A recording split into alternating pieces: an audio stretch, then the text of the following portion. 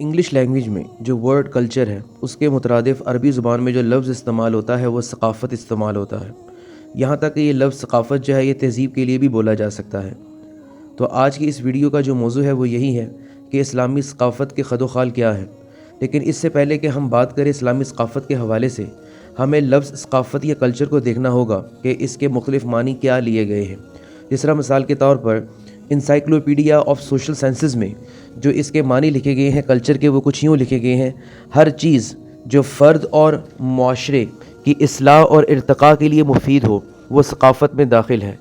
اسی طرح ٹائلر لکھتا ہے: ثقافت ایک ایسا مرکب ہے جس میں علم و عقیدت، آرٹ، اخلاق، قانون، رسم و رواج اور دیگر تمام عادات شامل ہیں جن کو انسان معاشرے کے رکن کی حیثیت سے حاصل کرتا ہے۔ کون COON کون لکھتا ہے کہ انسان کے رہن سہن کے اصولوں کے مجموعے کا نام ثقافت ہے۔ ایک اور شخص ڈیفینیشن دیتا ہے، وہ کچھ یوں کہتا ہے کہ انسان کے طرز عمل کا دوسرا نام ثقافت ہے۔ اسلامی ثقافت کو سمجھنے کے لیے ضروری ہے کہ اس کے عناصر کو سمجھا جائے، یعنی کہ جو اسلامی ثقافت ہے اس کے کانسٹیٹوئنٹس کتنے ہیں۔ اگر ہم ان کانسٹیٹوئنٹس کو، ان عناصر کو ایک ایک کر کے دیکھتے ہیں تو ہمیں اسلامی ثقافت کا پورا مفہوم سمجھ آ جائے گا۔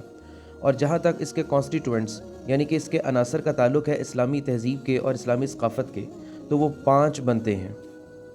جو سب سے پہلا اور بنیادی عنصر ہے اسلامی ثقافت کا، وہ ہے انسان کا مقام اور اس کا تعلق اپنی کائنات کے ساتھ، جس کائنات میں اللہ تعالیٰ نے اس کو مبعوث کیا ہے، پیدا کیا ہے۔ اور دوسرا عنصر جو ہے وہ ہے انسانی زندگی کا مقصد۔ اور تیسرا جو ہے وہ بنیادی عقائد اور افکار کیا ہیں جس کی اسلامی ثقافت جو ہے اس کو پروموٹ کرتا ہے۔ اور اس کے ساتھ ساتھ جو چوتھا عنصر آتا ہے وہ اخلاقیات ہے۔ اور جو 5ویں چیز ہے جو اسلامی ثقافت کا جو 5th کانسٹیٹوئنٹ ہے وہ اجتماعی نظام ہے، یعنی کہ معاشرتی زندگی ہے۔ اب ہم ان کو ایک ایک کر کے تمام کو تفصیل کے ساتھ دیکھتے ہیں کہ قرآنی آیات اور احادیث اس کے بارے میں کیا کہتی ہیں۔ اس ویڈیو کو اینڈ تک لازمی دیکھیے گا، یہ بڑی امپورٹنٹ اور بڑی اہم ہے آپ کے لیے۔ انسان کا مقام اور اس کا تعلق کائنات کے ساتھ۔ اسلام جس تہذیب کا علم بردار ہے اس میں وہ انسان کو بہت بلند مقام دیتا ہے جو کسی دوسری تہذیب میں بالکل بھی موجود نہیں ہے۔ مثال کے طور پر عیسائیت انسان کو پیدائشی گنہگار قرار دیتی ہے اور وہ اس وقت تک پاک نہیں ہو سکتا جب تک وہ عقیدہ کفارہ پر ایمان نہ لائے۔ عیسائیت کی آغوش میں جو بھی تہذیب پرورش پائے گی اس میں انسان ایک گھٹیا مقام پر کھڑا ہوگا۔ اور دوسری طرف جب ہم بات کرتے ہیں ہندو مذہب کی، تو ہندو مذہب میں ذات پات جو ہے وہ موجود ہے۔ ہندو مذہب ذات پات کا قائل ہے اور شودر کو سوسائٹی میں وہ حق دینے کو تیار نہیں ہے جو برہمن کو حاصل ہے۔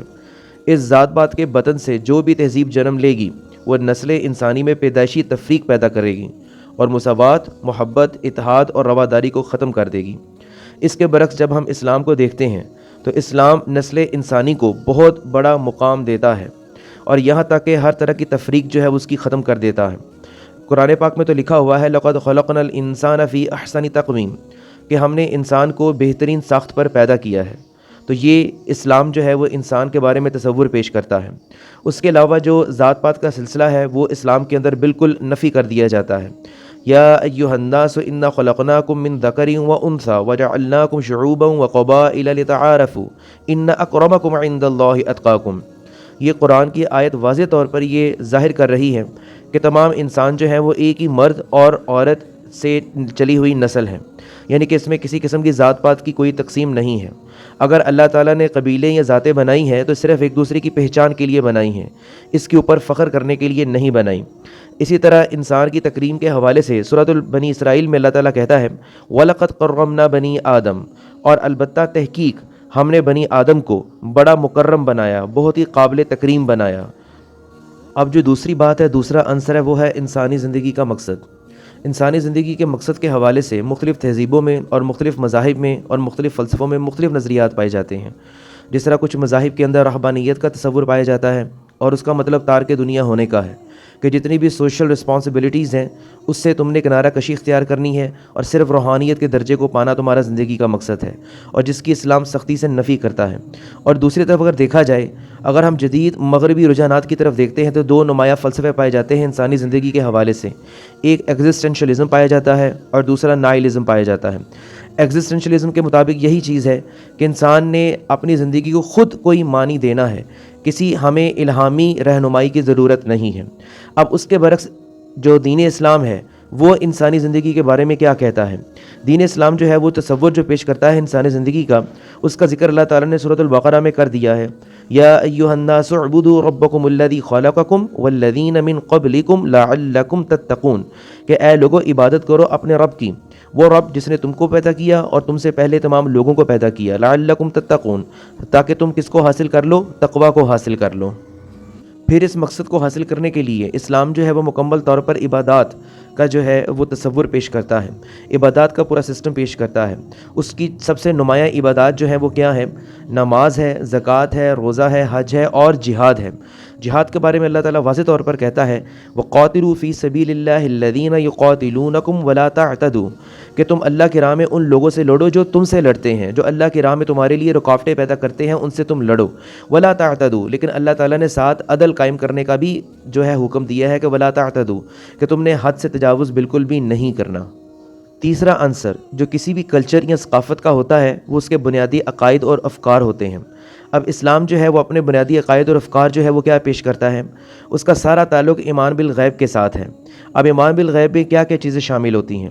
ایمان بالغیب میں سب سے پہلے تو اللہ پر ایمان شامل ہے، پھر اس کے ساتھ ملائکہ پر ایمان شامل ہے، پھر وہ کتابیں جو اللہ تعالیٰ نے اپنے نبیوں پر اتاری، وہ صحیفے جو اپنے نبیوں پر اتارے، وہ تعلیمات، اس پر ایمان لانا ہمارے لیے ضروری ہے، اور پھر اس کے بعد وہ جو اللہ کے رسول ہے جن کو اللہ تعالیٰ نے مبعوث کیا ان پر ایمان لانا ہے، اور تقدیر پر ایمان لانا ہے، اور آخرت پر ایمان لانا ہے۔ تو اسلامی جو کلچر ہے، اسلامی ثقافت جو ہے، اس کا تیسرا عنصر جو ہے وہ ان عقائد کے اوپر کھڑا ہے، ان عقائد کے اوپر وہ بیس کرتا ہے۔ اس میں جو سب سے اہم چیز ہے ایمانیات کے حوالے سے وہ آپ کو سمجھ لینی چاہیے کہ ایمان صرف کسی چیز کو یا کسی نظریے عقیدے کو مان لینے کا نام نہیں ہے، بلکہ اسلام جو ہے وہ واضح طور پر یہ کہتا ہے کہ جو تمہارا ایمان ہے اور اس کے مطابق جو تمہیں تعلیمات دی گئی ہیں، تمہارا ایمان جو ہے وہ بالکل ڈھلنا چاہیے تمہارے اعمال میں، یعنی کہ تمہارے اعمال جو ہے وہ عکاسی کرے تمہارے ایمان کی اور ایمانیات کی۔ اگر ایسا نہیں ہے تو یہ ایمان بھی قابل قبول نہیں ہے۔ یہ چیز بھی اسلام کو ممتاز کر دیتی ہے باقی تمام مذاہب سے۔ باقی تمام مذاہب میں صرف کسی جو ہستی ہے، ماورا ہستی ہے، اس کو مان لینا کافی ہوتا ہے، لیکن اسلام میں ایسا نہیں ہے۔ اسلام میں ایک ماورا ہستی کو ماننا اور اس کے ساتھ اس کی اتاری ہوئی ہدایات کے اوپر عمل کرنا اتنا ہی ضروری ہے جتنا اس ہستی کو ماننا ہے۔ اگر ایسا نہیں ہے تو اسلام اس چیز کو منافقت کے درجے میں لے کر آتا ہے، اور یہ چیز کسی بھی لحاظ سے قابل قبول نہیں ہے۔ تو یہ بڑی ایک امپورٹنٹ چیز ہے اسلامی ثقافت کے حوالے سے، جو تیسرا کانسٹیٹوئنٹ میں نے آپ کے سامنے پیش کیا ہے۔ اور اس کے بعد جو فورتھ کانسٹیٹوئنٹ ہے اسلام کا، اسلامی ثقافت کا، وہ ہے اخلاقیات، مورل ویلیوز۔ کوئی بھی معاشرہ ایسا نہیں ہے جس میں کسی قسم کی اخلاقیات بالکل بھی موجود نہ ہو۔ کوئی بھی معاشرہ ہو، چاہے وہ الہامی معاشرہ ہو، غیر الہامی معاشرہ ہو، مذہب والا ہو یا مذہب کے بغیر ہو، وہ کسی نہ کسی اعتبار سے ان اخلاقیات کو تسلیم لازمی کر رہا ہوتا ہے۔ ان کی امپورٹنس سے کوئی بھی انکار نہیں کرتا، کیونکہ اخلاقیات وہ ایسی چیز ہے جس سے انسانی معاشرہ جو ہے وہ سموتھلی چلتا ہے۔ یعنی کہ اگر آپ یوں کہیں کہ ہیومن ریلیشن شپس، کہ جتنے بھی انسانی تعلقات ہیں اس میں جو قوانین چاہیے وہ قوانین ہمیشہ اخلاقیات ہی پیش کرتی ہیں۔ جس طرح کائنات کا نظام چلنے کے لیے تبھی قوانین ضروری ہیں، فزیکل لاء ضروری ہیں، اسی طریقے سے معاشرے کے چلنے کے لیے مورل لاز کا ہونا ضروری ہے۔ تو یہ کیسے ممکن ہے اسلام جو ہے اتنی امپورٹنٹ چیز کو نظر انداز کر دے؟ اس کے بارے میں سورۃ البقرہ میں اللہ نے کہا ہے صبغۃ اللہ ومن احسن من اللہ صبغۃ ونحن له عابدون، یعنی کہ اللہ کا رنگ اور اللہ کے رنگ سے بہترین رنگ کس کا ہے؟ اب یہاں اللہ کے رنگ سے مراد یہاں یہ ہے صرف عقائد نہیں ہے، بلکہ اخلاقیات کا پورا نظام ہے جو مکمل طور پر ایک مسلمان اخذ کرتا ہے قرآن اور سنت سے۔ یہاں تک کہ ہمارے پیارے نبی حضرت محمد صلی اللہ علیہ وسلم کی ایک حدیث بھی ہے۔ وہ حدیث کچھ یوں ہے کہ میں اخلاق فاضلہ کی تکمیل کے لیے بھیجا گیا ہوں۔ اسلامی ثقافت کا جو پانچواں عنصر ہے وہ اسلام کا اجتماعی نظام ہے۔ یہ وہ اجتماعی نظام ہے جو معاشرت کے اوپر، تقسیم دولت کے اوپر اور ریاست کے اوپر مشتمل ہے۔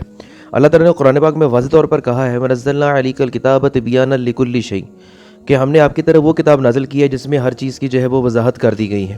اب یہاں وضاحت سے مراد ایک بات یہاں سمجھ لیں، وہ یہ ہے کہ اللہ تعالیٰ نے تمام قوانین جو ہیں وہ اس قرآن پاک کے بتا دیے گئے ہیں، یعنی کہ حلال الحرام اللہ تعالیٰ نے طے کر دیے ہوئے ہیں۔ تو اس کو مد نظر رکھتے ہوئے ایک اسلامی معاشرے کے اندر جو ہے وہ معاشی نظام قائم ہوگا۔ اللہ تعالیٰ نے اخلاقیات جو ہیں وہ بھی اللہ تعالیٰ نے واضح طور پر کر دی ہوئی ہیں، اس کو مد نظر رکھتے ہوئے معاشرت جو ہے وہ قائم ہوگی۔